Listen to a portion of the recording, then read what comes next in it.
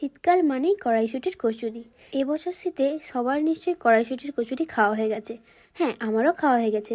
চলো তার রেসিপিটাই আজকে তোমাদের সাথে শেয়ার করি। প্রথমে শুঁটিগুলি ছাড়িয়ে নিতে হবে। তারপর কড়াইশুঁটির সাথে কিছুটা পরিমাণ আদা ও কাঁচা লঙ্কা দিয়ে একটা স্মুথ পেস্ট বানিয়ে নিতে হবে। দেখো ঠিক এভাবে। এবার কড়াইশুঁটির কাঁচা গন্ধটা কাটানোর জন্য কড়াইতে অল্প খানিকটা তেল দিয়ে মটরশুঁটির পেস্টটাকে ভালোভাবে নাড়িয়ে নিতে হবে। খানিকটা জল শুকিয়ে আসলেই ওটাকে নামিয়ে নিতে হবে। এই দেখো পুর আমার রেডি হয়ে গেছে।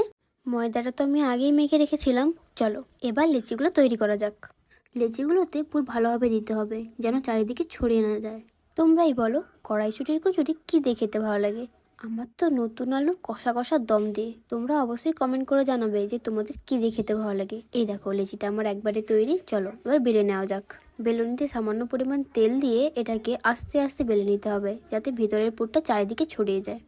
এবার কড়াইতে তেল গরম করে একটা একটা লুচিকে ভালোভাবে ভেজে নিতে হবে এপিট ওপিট লাল করে। আমি তো প্রথম লুচিটা কড়াইতে দিতে গিয়ে ব্লান্ডার করে ফেলেছি, তোমরা এই ভুলটা করো না কিন্তু। তারপরে বাকি কাজটা আমি করিনি, মাই করে দিয়েছিল। কড়াইশুঁটির কচুরি ফুলকো ফুলকো না হলে কি জমে? তাই দেখো কীভাবে লুচিগুলো ফুলছে। কড়াইশুঁটির কচুরিতে একটা সমস্যা কী হয়ে দাঁড়ায়, এগুলো এত পরিমাণ ফুলে যায় যে ভেতর থেকে বাষ্পটা বেরোনোর জন্য ফেটে যায়, তার জন্য ভেতরের পুরোগুলো আস্তে আস্তে বাইরে বেরোতে থাকে। এই সমস্যাটাই হয়ে থাকে বেশিরভাগ। এই দেখো কড়াইশুঁটির কচুরি একদম রেডি। তোমরা দেখছো কি? যাও বানিয়ে ফেলো। এবং ভেতরটা দেখো পুরোটা পুরে ভর্তি। কারা কারা খেতে ভালোবাসো এমন কড়াইশুঁটির কচুরি অবশ্যই কমেন্ট করে জানিও। আর ভিডিওটি ভালো লাগলে লাইক করে দিও।